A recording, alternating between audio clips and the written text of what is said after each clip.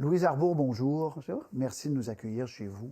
Avec plaisir. Dans votre magnifique forêt. C'est apaisant. Puis Dieu sait que vous en avez eu besoin d'apaisement parce que vous avez des sujets graves devant vous souvent dans votre vie. Le fil conducteur, bon, ex-Yougoslavie, tribunal spécial, Cour suprême, haut commissaire aux droits de l'homme, le rapport sur les inconduites sexuelles et agressions sexuelles dans l'armée. Quel est le fil conducteur, Louise Arbour? Je pense qu'il y en a peut-être plus qu'un. D'abord, c'est l'état de droit. C'est l'espèce de fil conducteur professionnel. Puis peut-être le fil conducteur qui s'ajoute à ça, c'est pas une obsession, mais la préoccupation envers l'abus de pouvoir. Et puis si j'essaie de retracer d'où est-ce que ça me vient, là, où est-ce que ça se croise les deux, mon intérêt pour, évidemment, la justice sociale, le droit, l'état de droit, et les problèmes d'abus de pouvoir. Si j'essaie de retracer ça, là, moi, je pense que ça me vient de la loi sur les mesures de guerre. Ah oui? Oui, hein? L'origine de ça, dire qu'un État peut devenir voyou, un État peut exagérer, un État peut trop en faire. Il peut y avoir une dérive. Puis là, on peut se poser des questions. Est-ce que c'est de bonne foi? Est-ce qu'il y avait des motifs ultérieurs? Mais la réalité, là, c'est qu'un jour, on est dans un État de droit, puis tout à coup, le pouvoir peut déraper. Et est-ce que vous avez une conclusion sur la loi de l'époque, la première fois, parce qu'on l'a refait cette fois-ci, mais la première fois, c'était abusif, selon vous? Oui, ça a été un geste, une réaction politique dans tout le contexte, puis avec ce qu'on sait maintenant, qui était probablement, moi je pense, pas nécessaire, puis qui a beaucoup ébranlé notre perception comme société d'une société qui vit dans un état de droit, avec des garanties. Tu sais, il y a eu beaucoup de gens arrêtés de façon plus ou moins arbitraire, emprisonnés, sans... On ne pensait pas que ça pouvait se passer ici. C'est là qu'on voit que ça ne prend pas grand-chose. Il faut être très, très vigilant. Les choses peuvent basculer très rapidement. L'État peut rapidement prendre des mauvaises habitudes. Vous parlez de gens qui ont été arrêtés. Jean Lapointe est décédé récemment. Il a joué ce rôle magnifique dans Les Ordres. Ton nom? Goudreau. Et AU? Il incarne ça, cette douleur-là d'un citoyen qui n'a rien fait, qui se fait arrêter. Oui. Puis vous dites douleur, là, d'un citoyen qui se fait arrêter, mais c'est très difficile d'imaginer l'état de panique dans lequel on peut se trouver si on n'a plus de repères, si on ne peut pas se fier sur nos institutions, sur la confiance qu'on a, que ça ne peut pas nous arriver. Quand je dis « nous », là, il y en a plein de gens dans notre société qui vivent constamment avec cette inquiétude-là. Le profilage racial, bon, sans tomber là, dans tous les exemples, mais il y a plein de gens, qui, même dans un État de droit comme au Canada, qui, à juste titre, se sentent pas toujours en sécurité vis-à-vis la possibilité de l'abus de pouvoir. Donc, pour vous, les chartes et tout, la charte canadienne, ça a été une avancée extraordinaire. Ça, c'est... Oui, c'est... Du même homme, en passant, là, mais...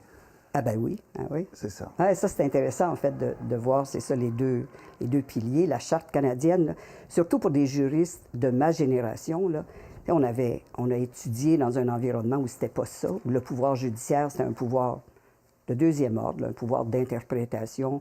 Puis là, tout à coup, là, l'ancrage constitutionnel du pouvoir judiciaire comme balise, en fait, comme chien de garde de la démocratie, pour moi, c'est une des grandes avancées d'une société comme le Canada. Et d'ailleurs, vous avez, puis vous l'avez dit, vous êtes inconfortable avec la loi au Québec qui empêche les femmes de porter le voile dans les écoles, etc. Vous dites un droit est un droit est un droit. Vous êtes de cette école-là. Bien, premièrement, je suis de l'école qui pense que la revision des lois par les tribunaux, c'est un apport très positif à la démocratie. C'est une démocratie qui s'est balisée elle-même, qui s'est munie contre ses propres abus possibles, la fameuse tyrannie de la majorité. Donc, les clauses dérogatoires, là, ça, je trouve que c'est très dangereux de commencer à utiliser ça à tout propos, là, en fait, pour occulter le rôle des tribunaux. Et de l'utiliser en prévention, j'imagine c'est pire à vos yeux, là, comme on l'a fait. Ah ben oui, non, toute l'idée, c'est, bon, d'abord, les gouvernements doivent avoir des conseillers juridiques qui font une analyse là, de la constitutionnalité des lois. Et puis là, il faut le laisser tester par les tribunaux, puis après, on fait les ajustements possibles. La guerre, Louise Arbour, la directrice du Centre ukrainien des libertés civiles, a dit ces jours-ci, si Poutine reste impuni, ce sera une victoire pour tous les dictateurs. Elle prône pour une cour spéciale que l'on forme rapidement. Est-ce que vous y croyez? C'est pas évident.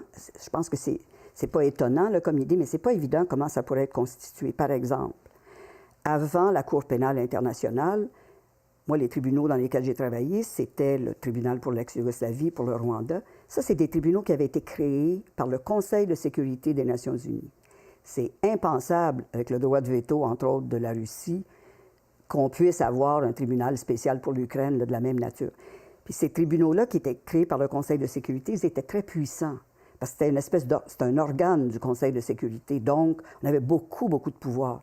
Mais ce que les gens se posent, en fait, comme question, c'est est-ce que les crimes, encore une fois, les crimes de guerre là, contre les civils et tout ça, seront punis ou pas? Est-ce que vous imaginez, vous, qu'on va développer un processus? Bien, d'abord, il y a la justice ukrainienne elle-même, là. Les crimes qui sont commis sur son territoire, là, que ce soit des meurtres, qu'on appelle un meurtre, un crime de guerre. Si c'est à grande échelle un crime contre l'humanité, ça va quand même tomber sous la compétence des tribunaux ukrainiens. Il y a plusieurs pays qui ont des compétences qu'on appelle des compétences universelles. Donc, si jamais les auteurs présumés des crimes se retrouvent, par exemple, en territoire canadien, bien là, on peut les juger, même si les crimes ont été commis à l'étranger. Bref, je pense qu'il y a un éventail d'options qui laisse croire que l'impunité absolue, ça n'est plus de mise. Comment ça va s'articuler? Ça va prendre combien de temps? Ça, c'est autre chose. Et la question qu'on peut poser aussi, c'est les crimes commis par des milices ukrainiennes. Bien, voilà. On fait quoi avec ça? Ah, mais ça, c'est toujours la même chose. C'est que les gens confondent parfois d'être dans la position juste dans une guerre, par exemple en autodéfense, le droit de se défendre. Mais même quand on est la bonne partie au conflit, ça ne veut pas dire qu'on peut faire n'importe quoi.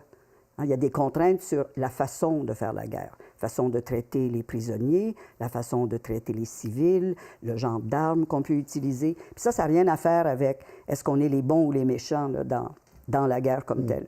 Il y a beaucoup de confusion là-dessus. Les gens prennent parti, disent, c'est pas parce que les Ukrainiens sont en position d'autodéfense que tout leur est permis. OK.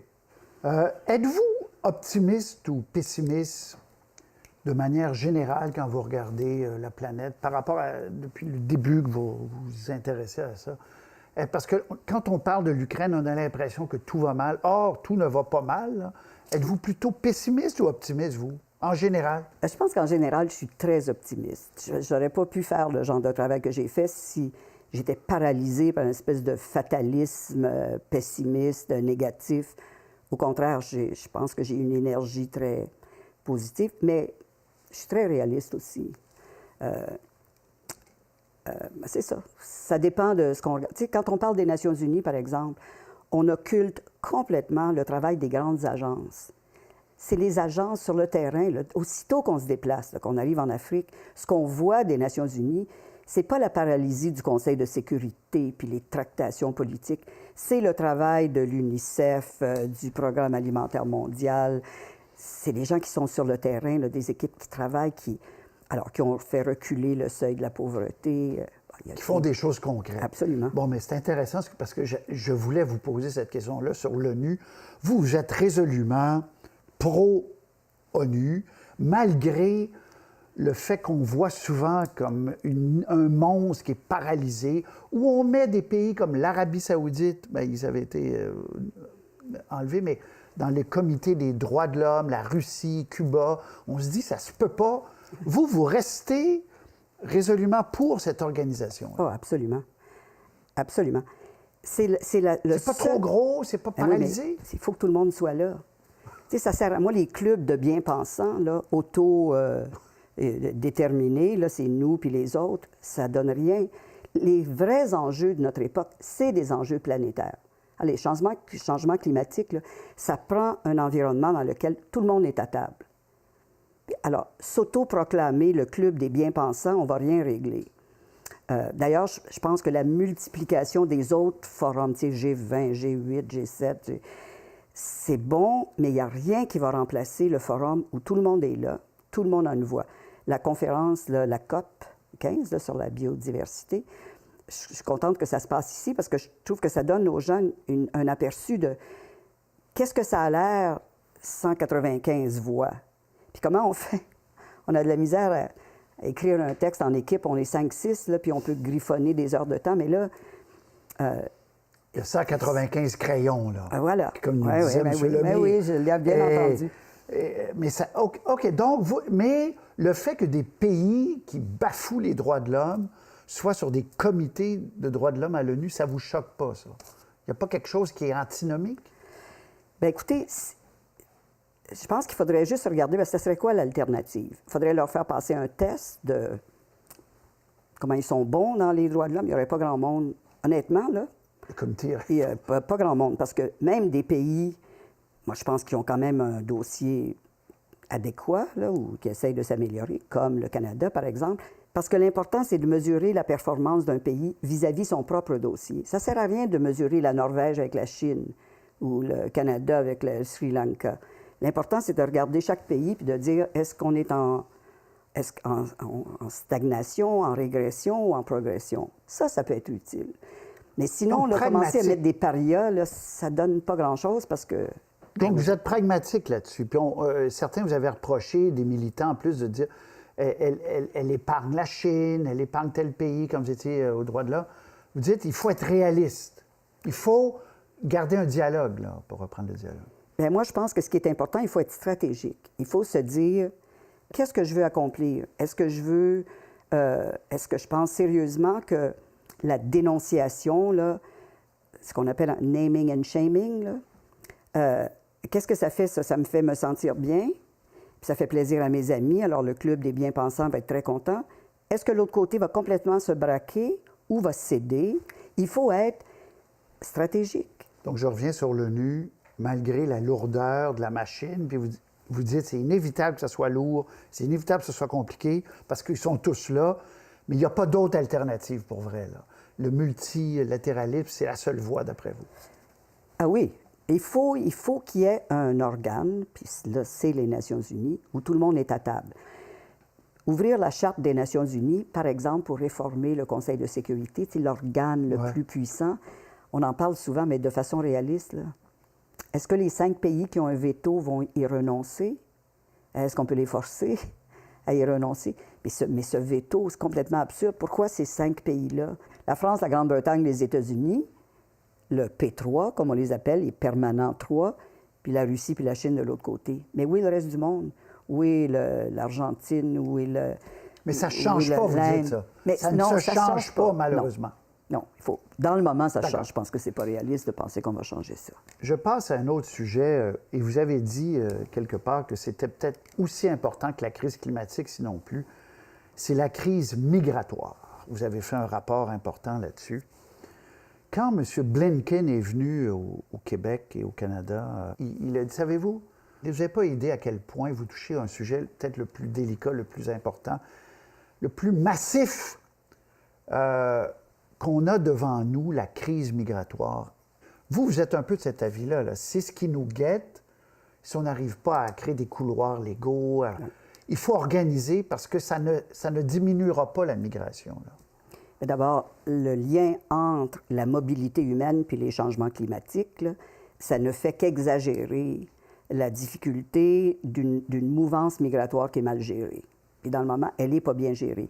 Les États membres des Nations unies sont toujours contents de parler de la mobilité des capitaux, la mobilité des biens, mais la mobilité des personnes, ça relève exclusivement, nous disait-on, de la souveraineté des États. On décide qui rentre chez nous, qui en sort, qui peut y rester, et il n'y a pas de discussion à y avoir. Mais je pense qu'on a vu surtout après le 2016, tous les mouvements migratoires vers l'Europe qui venaient de l'Afrique, mais qui venaient de l'Afghanistan, de la Syrie. Là, on a commencé à se rendre compte qu'il n'y a pas un État qui peut gérer sa politique migratoire sans parler aux autres. Des frontières, par définition, ça implique plus qu'un État. Puis on est dans les balbutiements, moi je pense, d'une vraie gestion intelligente, là, non seulement basé sur les droits fondamentaux, là, les droits humains, mais sur les intérêts économiques, par exemple, de pays qui sont en déficit de main-d'œuvre. Alors, tout bien gérer ça au niveau international, on est au tout début. Donc, la pression va s'accentuer. Là. Si on regarde ça, la pression sur les pays du Nord va s'accentuer, puis devront, vous dites, davantage collaborer. Ici, avec notre exemple, chemin Roxham, on fait quoi, d'après vous? Vous voyez, on n'arrive pas à s'entendre avec les Américains, on fait quoi? Bien, on fait quoi? Je pense qu'on doit d'abord respecter le droit international qui nous dit qu'il faut accueillir des demandeurs d'asile et traiter de façon adéquate de leurs demandes. Fermer la frontière, c'est illusoire. Ce que Trump voulait faire, c'est illusoire. Bien, est-ce qu'on va construire un mur de terre neuve à Vancouver? Je pense pas. Hein? Est-ce que ça veut dire fermer la frontière?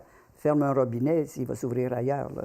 Dans un sens, c'est mieux de le gérer tout à la même place, parce qu'à Roxham, c'est quand même organisé. Là. Les gens arrivent, on leur dit « Vous n'avez pas le droit de rentrer. Si vous rentrez, vous allez être arrêtés. Ils sont pris en charge. Demande d'asile. » Mais si on fermait ça, puis commence à...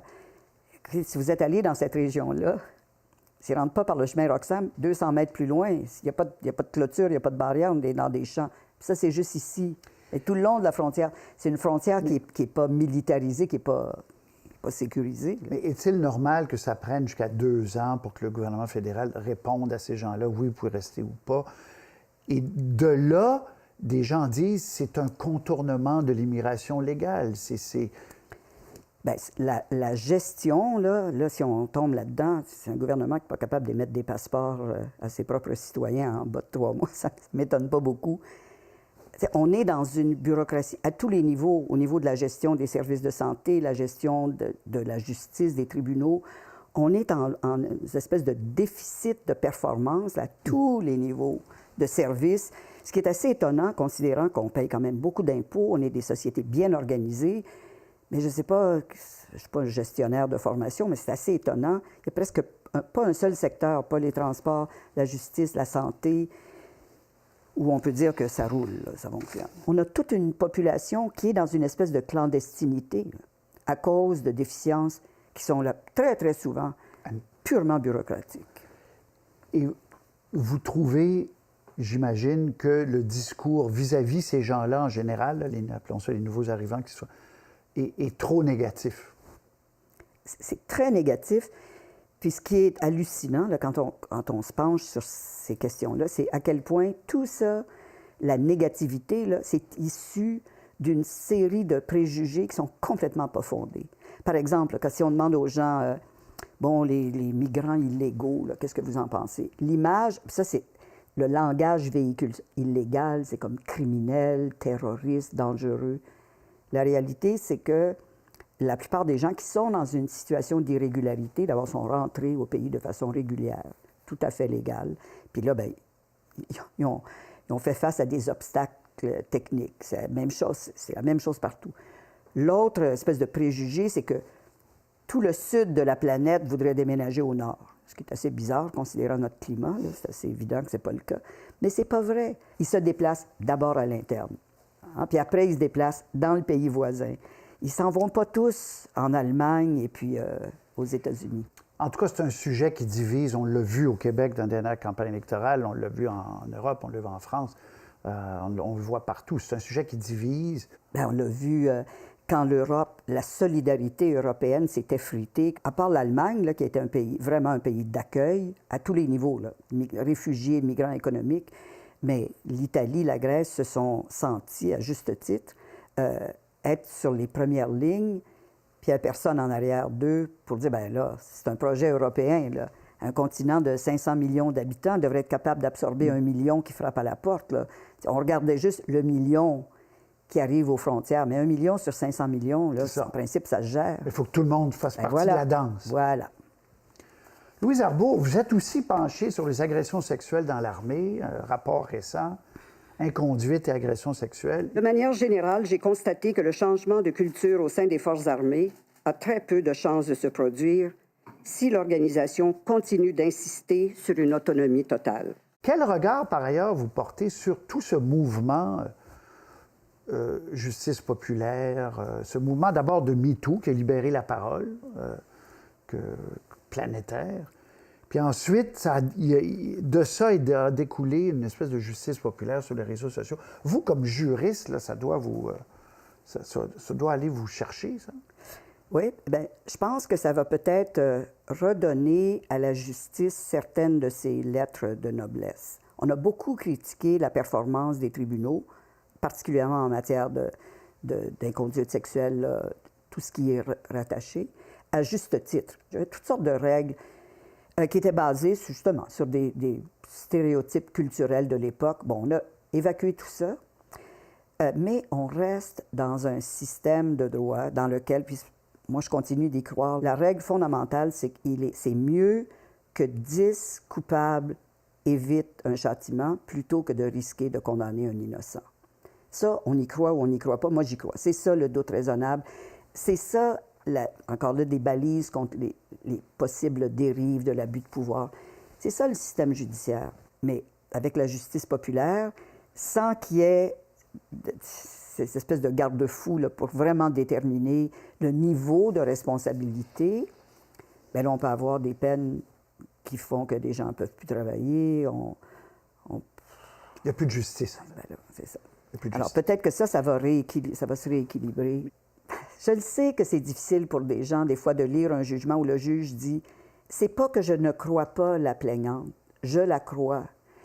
Mais je vis dans un système où le doute raisonnable, c'est ça, c'est le garde-fou, qu'on ne va pas à l'autre extrême. » Donc, vous avez encore, puis on boucle la boucle, vous dites, ce qui m'a fait entrer dans cette aventure-là, c'est quand l'État se donne trop de droits par rapport aux citoyens, là, l'abus de pouvoir. Le système de justice fonctionne quand même assez bien, là, selon vous. Je pense qu'il fonctionne très bien au niveau de l'élaboration des normes. Où il fonctionne moins bien, puis ça, on en entend parler de façon régulière, c'est encore au niveau de la livraison des services. Mais au niveau de la justice, moi, je pense que la qualité des normes, la qualité de la jurisprudence, la qualité des jugements qui sont rendus, qui sont réfléchis, étoffés, les tribunaux d'appel, contrairement à ce que moi j'avais vu là, quand j'étais étudiante en droit, ça s'est beaucoup amélioré. C'est au niveau de livrer le service. On est déficitaire dans tous les secteurs.